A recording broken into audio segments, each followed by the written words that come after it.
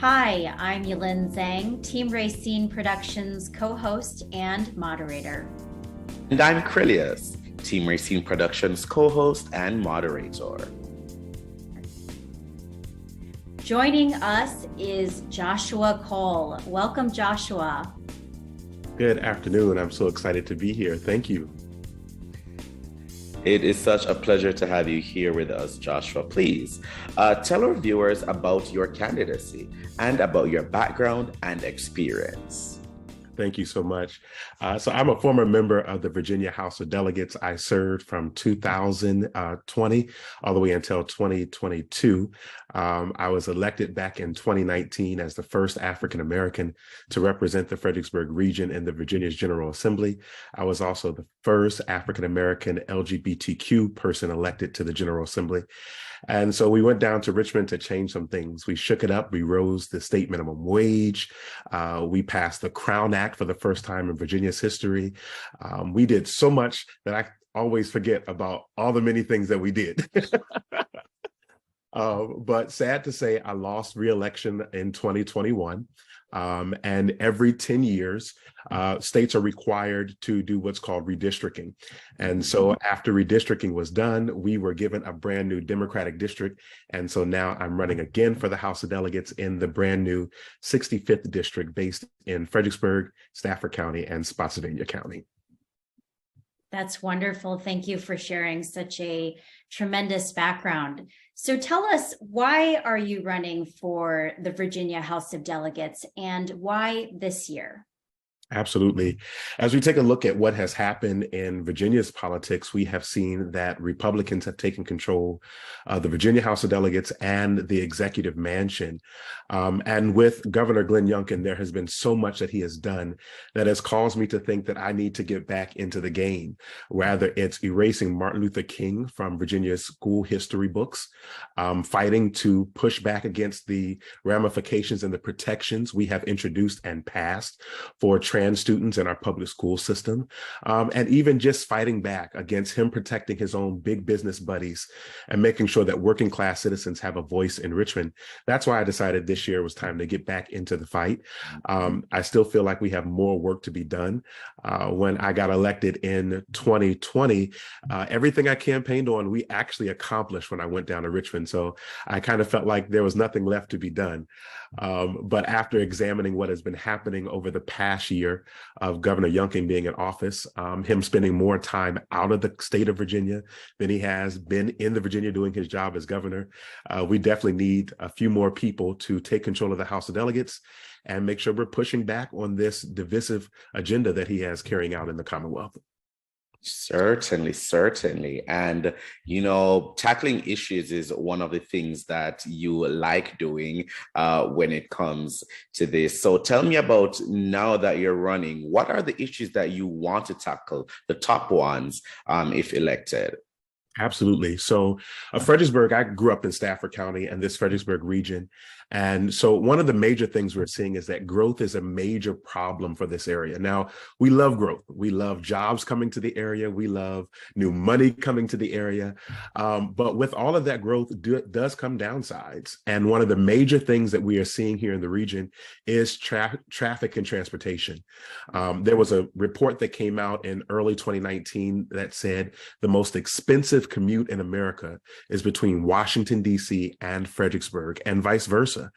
And so we want to make sure we're focused on other methods to make sure that we're pushing back on traffic, whether it's spending more money on public transportation, other means of transportation through our region.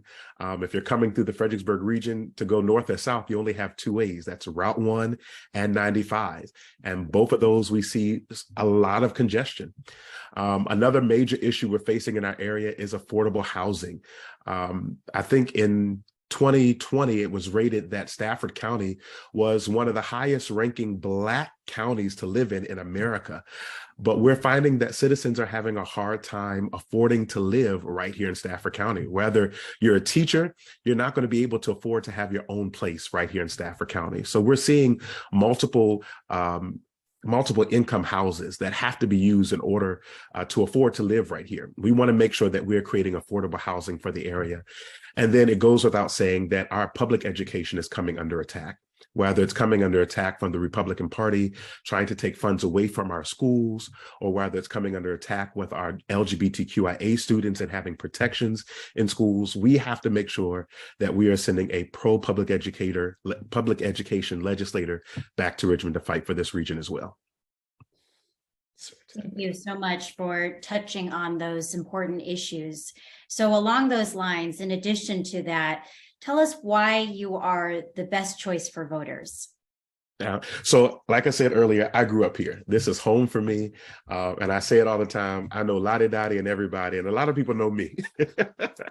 And so what better way to send someone to represent you than someone who's grown up right in these streets? I remember before there was even Central Park in Fredericksburg, I remember when Central Park was just a golfing area. And so as we've watched this area grow, we need to make sure that we're sending people who's going to fight for us, making sure that smart growth is carried out. And we need partners, not just in Richmond, but on the local level. So we need a legislator who's going to be able to communicate with our board of supervisor members, our city council members, and our school board members to get what we need out of Richmond sent back to our localities. And as a product of the public school system right here, I have many educators who are still, that taught me, are still working in the schools. And so we want to make sure that I'm fighting for schools, fighting for our region.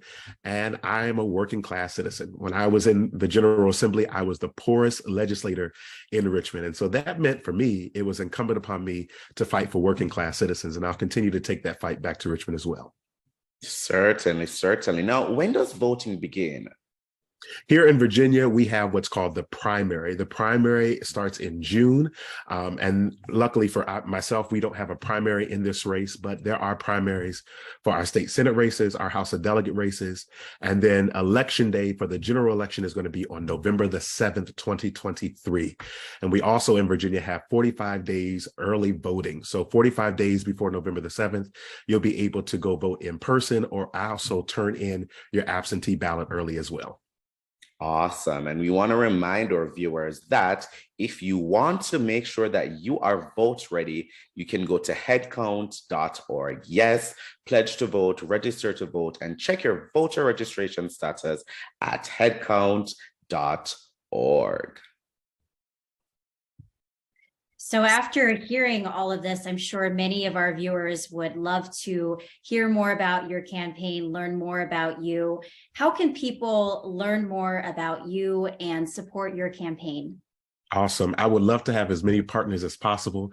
So I'll turn on our screen right now so you can see our social media accounts. You can find more about us on our website at jgcole.org. And you can follow us on social media at jcole4VA. And then on Twitter, it's just at Joshua Cole. So you can give us a follow. You can follow up with us on social media, whether it's Facebook, Instagram, and see what we have going on, and follow our website to be kept up to date on events that we have going on locally. And viewers, links are in the description, so go ahead and check that out.